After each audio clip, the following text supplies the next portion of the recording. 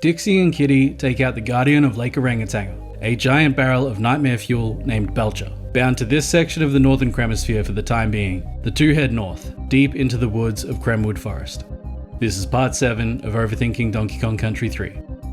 Barrel Shield BustUp is our first look at the giant tree tile set. It's one of the most creative tile sets in the game, that's for sure. It's probably one of the most creative tile sets in the whole trilogy. I have a kind of love-hate relationship with the visuals of Donkey Kong Country 3. On one hand, they're beautiful and very internally consistent, but on the other, they're a pretty drastic departure from the previous two games, and are a bit dull by comparison. This one feels like a nice middle ground between the two, bringing back memories of Treetop Town. That's the main selling point of the level, but the gameplay focus is all about the barrel shields. Not long after the level starts, you're introduced to the barrel shields, these half barrels that are suspended in midair around the ropes that run through the middles of the trees. They protect you from Minky Kong, the second and final of the antagonist Kongs introduced in the original trilogy. He's not as cool as Minky Kong, but I still like him. If there were a DKC4, I would have liked for Minky to be the secondary character under Kitty, and if there were a DKC5, it'd be cool if Minky joined the crew too. He'd be a pretty unique Kong to play as. Anyways, hide behind the shields when you can, time your movements when you can't, and you shouldn't have any trouble here. I have to admit it, but when I was a kid, I didn't understand what the shields were for, so I just climbed through the fray as quick as I could. I wasn't even that young either. I was probably like 8, way too old to have not figured that out. This was also one of the only warp barrels I discovered by myself.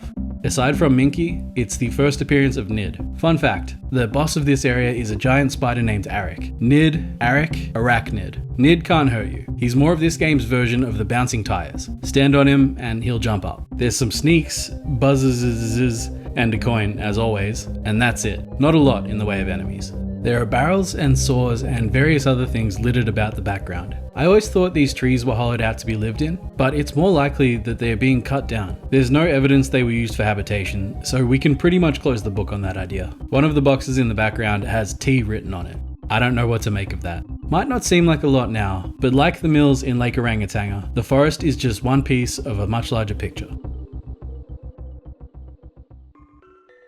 Episode 7 in the can. I like this level, and I like both the shift in aesthetic and how well this fourth tile set gels with everything we've seen before. With the partial exception of the snow in Skitter's Row, everything we've seen has been earth tones and wood, and this level is no different. Look at all the overworld maps, and you'll see that same theme reflected. As I said before, I don't like how it doesn't quite work in the context of the trilogy, but it can't be denied that DKC3's visuals are at least consistent with each other. The next level's an interesting one, and it looks great too. So tune in, I don't know, 4 to 6 hours to see that. See ya.